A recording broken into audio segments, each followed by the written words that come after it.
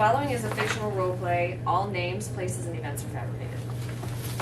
Hi, Amy. How are you? I'm good. Good. My name's Jenna. I'm so glad Hi. that you made it in today. Yeah. Excellent. Well, Amy, I am a counselor, so I was able to meet with your aunt and uncle last week, Oh, okay. and we had a really good discussion. We really did. I mean, I learned a lot of good things about you and your family, and it sounds like Joe and Karen are great supports for you, that they care about you, they love you. Yeah, I love them a lot. Yeah, well, good. So they were filling me in on just a little bit about, your family history. It sounds like you've been through a lot of things in your life that I think that you're able to talk about, you're able to own. So it's really good. The last few months, I think you've voiced your concerns to them, which is why they contacted me. So we're just going to meet, and I want to get to know you. I want to hear your perspective on things. It's really important that I get to know you through this process too. Okay? So everything that we talk about is confidential. I've met with your aunt and uncle. Obviously, they're your guardian, so they were able to consent for me to talk to you. But since you're 16 now, you'll have to consent to me meeting with you too. Okay. But everything that we talk about is confidential. There will be a time that we probably do include your aunt and uncle in some conversations, just so they know how things are going, how you're doing, if you have any concerns or needs, anything at all like that. Okay. So at this point, the only people that I'm going to share anything with would be your aunt and your uncle and you, of course, okay? Okay. So we explore that further. So confidentiality, do you know what that means? Yeah, doesn't that mean like what we say in here stays in here? Right. Okay. Right. So I'm never going to give like specifics to your aunt and uncle, but we might have an open discussion with them, and hopefully at that time you'll be the one doing a lot of the talking at that point too. That's okay. Yeah. Yeah.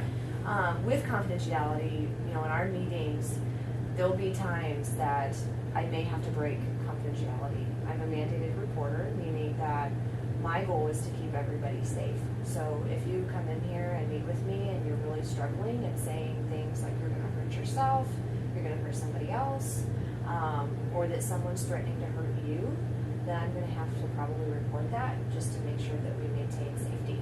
Yeah, I get that. You get that? Yeah, that's correct. Awesome. So, tell me a little bit about what you feel like is the reason why you're here. Well, I have a hard time with my moods sometimes. Okay. Like sometimes I'm really sad, or sometimes I'm really mad, and sometimes I just don't know why. Mm-hmm. So I don't really like that, because my aunt and uncle are so sweet to me, and they don't really deserve to be treated that way. And I don't like feeling that way either. So It's really good that you can recognize that, and that you can acknowledge that you are struggling, and that you certainly want to try and work on changing that. yeah. So I would say that that's probably the main reason why you're here. Is there anything else outside of your mood, or I know you've been through a lot, so we'll probably explore a lot of areas. I have been through a lot, but right now it's mostly just my mood. Like I can't get it under control. It seems like, and it's scary. Mhm. Yeah. So do you notice that there's days that you feel really, really energetic and you really feel like doing things, and then there might be a few days that you really don't feel like doing anything? Yeah, I didn't want to get out of bed some days. Yeah. Yeah.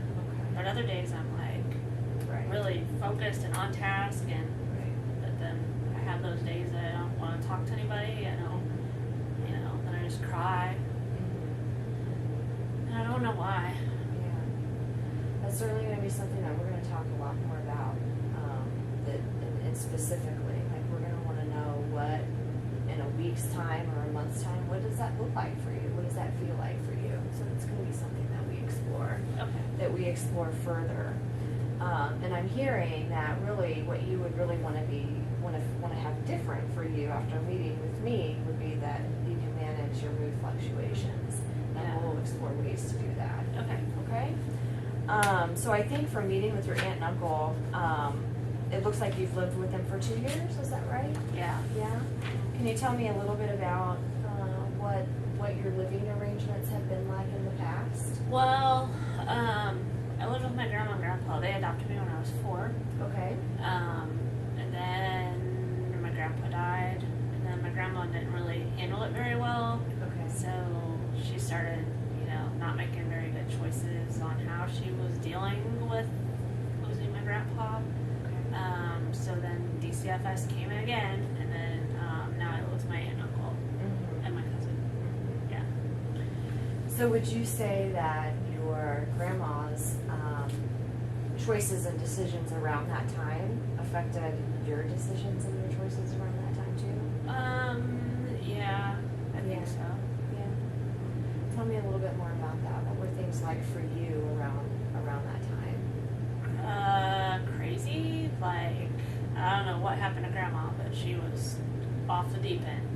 And so I didn't really have anybody to take care of me. I mean, like, I was old enough to take care of myself, but I still needed my grandma, and she was just so different, and I didn't know what was going on, and I was confused, and I was just scared.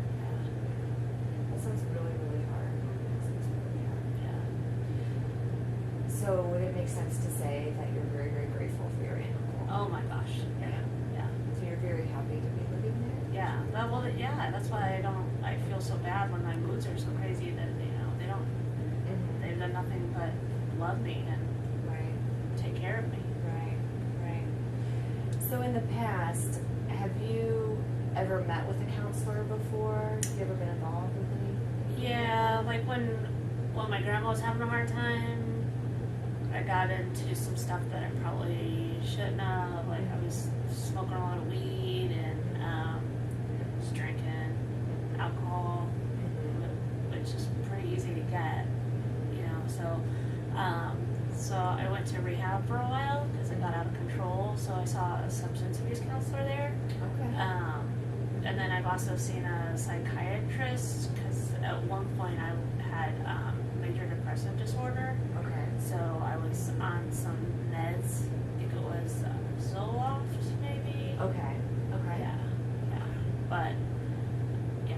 So tell me a little bit about, are you still taking medications? No, I stopped it. Stopped. Taking it. Well, because, like when my aunt and uncle took care of me, then I was feeling really good for a while, and I didn't feel like I needed it anymore, so I just stopped taking it. Right. That's understandable. And really, I mean, at that point, it sounds like things were going very, very well for you. Oh, So- yeah, it was great. Yeah. So you had completed inpatient treatment. Has there been any recent substance abuse at all? Not recent, but I did relapse twice after rehab, but that's been probably 5 months ago, 6 months ago. Okay. Awesome. I appreciate you being honest with me about that.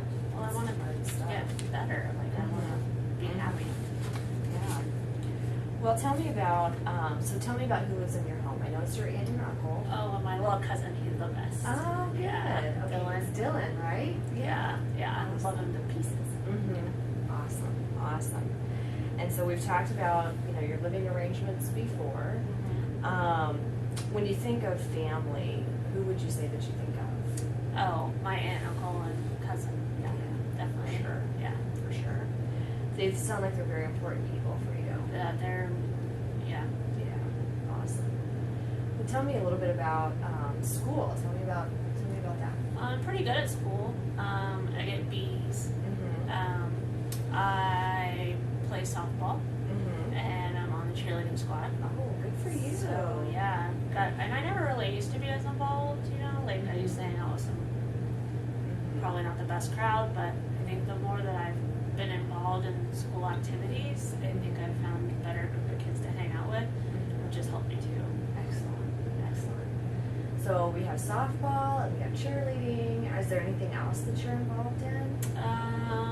Well, I go to church. Yeah. Mm-hmm. I like doing that.